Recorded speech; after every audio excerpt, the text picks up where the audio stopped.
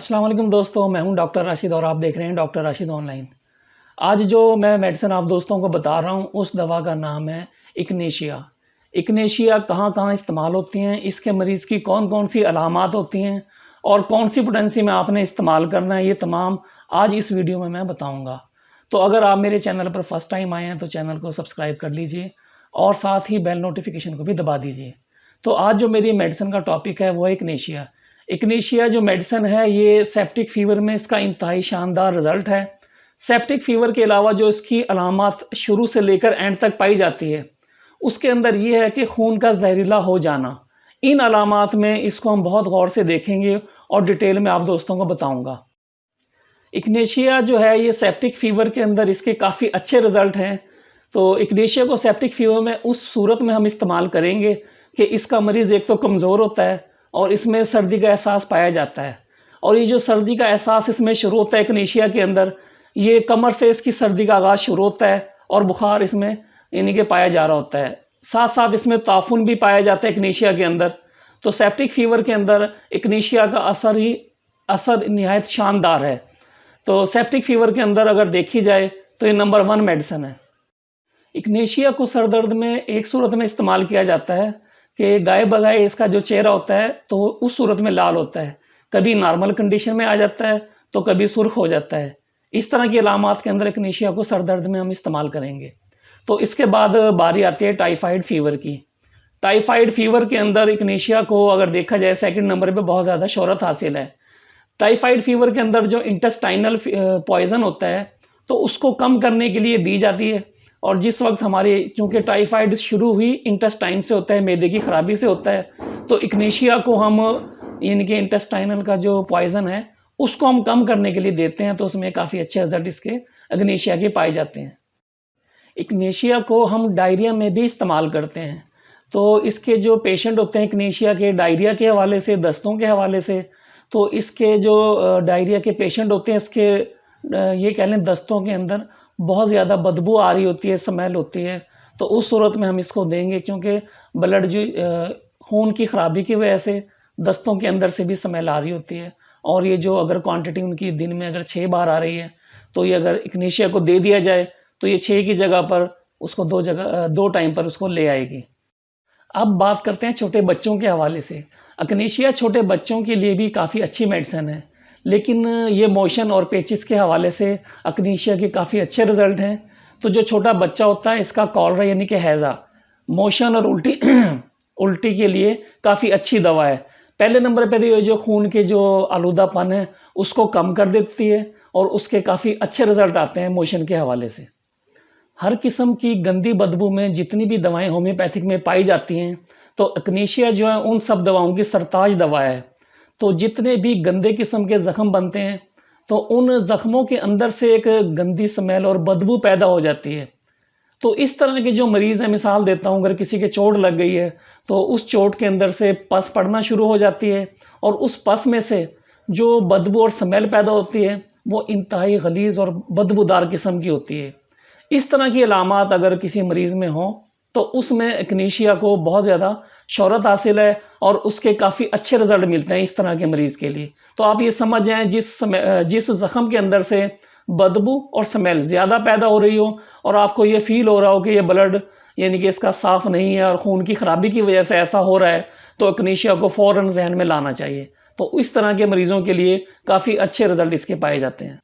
ज़ख्मों के हवाले से इग्नेशिया को हम ख़ारजी तौर पर और अंदरूनी तौर पर दोनों तरीके से हम इस्तेमाल करवाते हैं। जैसा कि मैंने अभी बताया कि जो ज़ख्म बन जाते हैं उसमें बदबू पैदा हो जाती है, तो ये दवा हम पीने के लिए भी देते हैं और साथ ही बैरूनी तौर पर लगाने के लिए भी इस्तेमाल करवाते हैं, ताकि जो भी इसका मरीज़ है वो जल्द सेहतयाब हो जाए और उसका ज़ख्म जल्द ठीक हो जाए। क्योंकि जब तक वो ब्लड इन्फेक्शन उसमें रहेगी तो वो उसका जो मर्ज़ है, जो ज़ख्म है, जो बदबू है, वो ख़त्म नहीं हो पाएगी।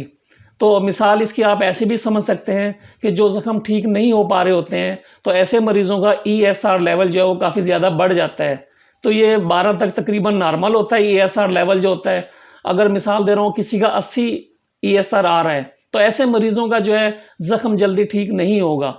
तो इस तरह की अलामात के अंदर जिसका ESR बहुत ज़्यादा हो, ज़ख्म के अंदर बदबू पैदा हो गई हो, तो इग्नेशिया को हमें फ़ौरन ज़हन में लाना चाहिए, पीने के लिए भी देना चाहिए और साथ ही उस ज़ख्म पर भी लगाने के लिए भी देना चाहिए। तरीका इस्तेमाल यानी कि वीडियो के एंड में मैंने बताना है। सेप्टिक फ़ीवर में जब खून ज़हर आलूद हो जाए तो उस खून को ज़हर आलूद ख़त्म करने के लिए इग्निशिया को हम इस्तेमाल करते हैं और इंतहाई मुफीद साबित होती है सेप्टिक फ़ीवर में। चूँकि जब मरीज़ में ये बुखार बढ़ना शुरू हो जाता है प्रेगनेंसी के बाद या ऑपरेट हुआ है या इन्फेक्शन की वजह से, तो उसे सेप्टिक फ़ीवर कहते हैं। सेप्टिक फ़ीवर के अंदर इसके काफ़ी शानदार और अच्छे रिज़ल्ट हैं। तो खून जब ज़हर आलूद हो जाए तो उस ज़हर को मारने में सरताज दवाओं में इसका नाम आता है। तो इन अलामात में हम इसको इस्तेमाल करेंगे। पाइल्स के जो वार्ड्स होते हैं इस दवाई को वहाँ भी इस्तेमाल किया जाता है, यानी कि बवासीरी जो मस्से पाए जाते हैं तो उसमें भी इस दवा को इस्तेमाल करते हैं। पाइल्स वार्ड्स के अंदर इसका तरीका इस्तेमाल ऐसे बनता है कि एक हिस्सा यानी कि इसका मदर टिंचर का ले लें, एक हिस्सा तेल ले लें, सरसों का जो तेल होता है। इसको दोनों को हम वज़न लेकर इसका सॉल्यूशन बना लें और उस बवासीरी मस्सों पे आप इसको सुबह शाम इस्तेमाल करें तो उससे पेन में भी काफ़ी ज़्यादा रिलीफ़ होगा और वो मस्से भी जो है ना काफ़ी हद तक ख़त्म हो जाएँगे। तो यानी पाइल्स वार्ड्स में भी इस दवा को इस्तेमाल करते हैं। खुदा न ख़ास्ता अगर किसी मरीज़ में इस तरह की अलामात हैं तो वो इग्निशिया को इस्तेमाल कर सकते हैं। डिटेल में इसका तरीका इस्तेमाल कैसे करना है वो मैंने वीडियो के एंड में बताना है। एक्यूट ब्रोंकाइटिस में इग्निशिया को भी इस्तेमाल किया जाता है। तो इसको कहाँ पे इस्तेमाल करना है? जब खांसी के अंदर स्मेल ज़्यादा हो या जो इंसान के जिस्म से बलगम निकल रहा होता है उसमें बहुत ज़्यादा ताफ़ून बदबू होती है। तो इन अलामात में यानी कि खांसी है और ब्रोंकाइटिस की जो लंग्स की जो सोजिश है उसमें इसको इस्तेमाल करते हैं। 2 ही चीज़ों से उसकी यानी कि पहचान होगी। एक तो बलगम जो निकल रहा है वो बदबूदार होगा, उस सूरत में इसको इस्तेमाल करवाएँगे। इग्निशिया को हम ट्यूबरकुलोसिस यानी कि टीबी में भी इस्तेमाल करते हैं। अलामात वही हैं कि जो मुँह से स्मेल आ रही होती है, जो साँस ले रहा होता है इसका मरीज़, उसमें बदबू बहुत ज़्यादा होती है और अगर रेशा ख़ारिज हो रहा है, बलगम ख़ारिज होता है खांसी के दौरान, तो उसमें भी बदबू ज़्यादा होती है। तो इन 2 अलामात को देखते हुए और अगर पेशेंट का आप ईएसआर चेक करवा लें ट्यूबरकुलोसिस में, क्योंकि ईएसआर जो है ना टीबी के अंदर आम तौर पे पहली सिम्पटम यही बनती है कि वो शूट कर रहा होता है। इन 2 अलामात को देखते हुए ट्यूबरकुलोसिस के पेशेंट को हम इग्निशिया को यूज़ करवा सकते हैं। स्टामाटाइटिस में भी इग्निशिया को हम इस्तेमाल करेंगे। स्टामाटाइटिस कहते हैं यानी कि आम तौर पे आप उर्दू में ये समझ लें, बच्चों का जैसे मुँह आ जाता है, मुँह सुर्ख हो जाता है, मुँह से पानी बहना शुरू हो जाता है। तो इसमें यही अलामात देखी जा रही होती हैं कि उसका जो मुँह से पानी आ रहा है उसमें से स्मेल होती है, साँस में से बदबू आ रही होती है। तो इस तरह के अगर अलामात हों, मुँह से स्मेल हो और जो पानी उसका आ रहा है उसमें भी स्मेल काफ़ी ज़्यादा पाई जा रही हो, तो स्टामाटाइटिस में भी इसको इस्तेमाल करेंगे। इसके काफ़ी अच्छे रिज़ल्ट पाए जाते हैं। अब बात करते हैं स्किन डिजीज़ के हवाले से।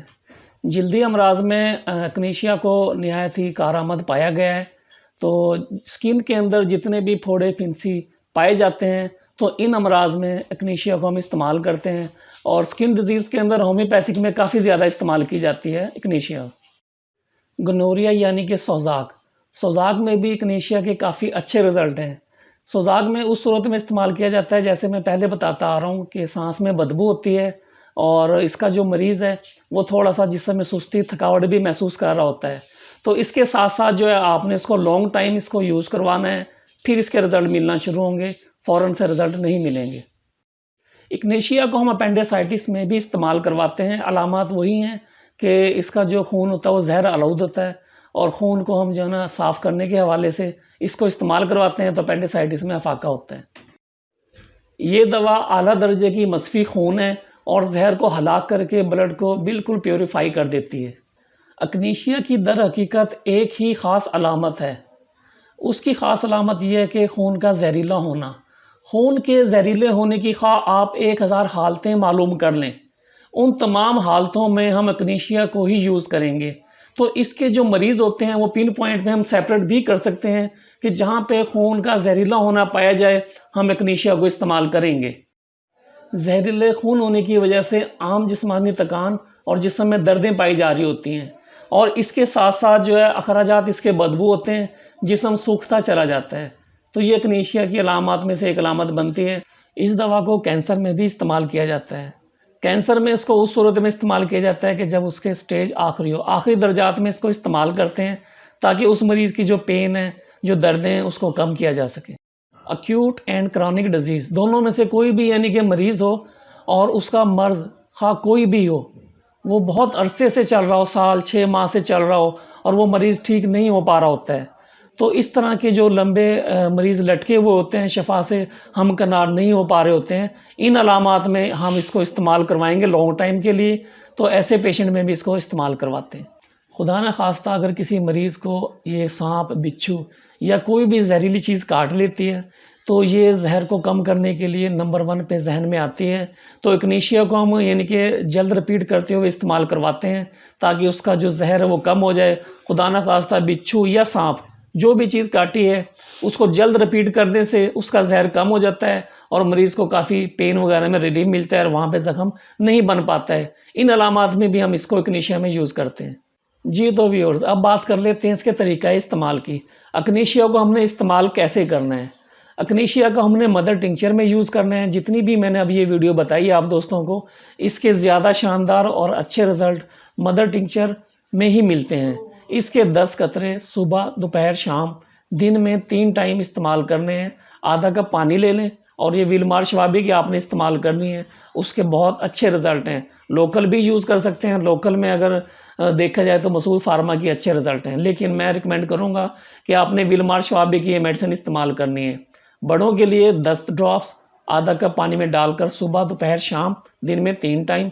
अगर बच्चे छोटे हैं तो उनमें ये हाफ़ डोज़ कर दीजिएगा। 5 ड्रॉप्स आधा कप पानी में डालकर या 1 चम्मच में डालकर सुबह, दोपहर, शाम दिन में 3 टाइम इस्तेमाल करते हैं।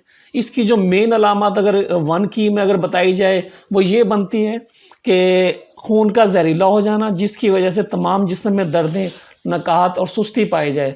ये इसकी तमाम यानी ये अलामत जो है शुरू से एंड तक इसमें पाई जा रही होती है। अगर आपको मेरी वीडियो अच्छी लगी है तो मेरे चैनल को सब्सक्राइब कर लीजिए, लाइक कर दीजिए, शेयर कर दीजिए, ताकि इस तरह की वीडियो आप दोस्तों को मिलती रहे।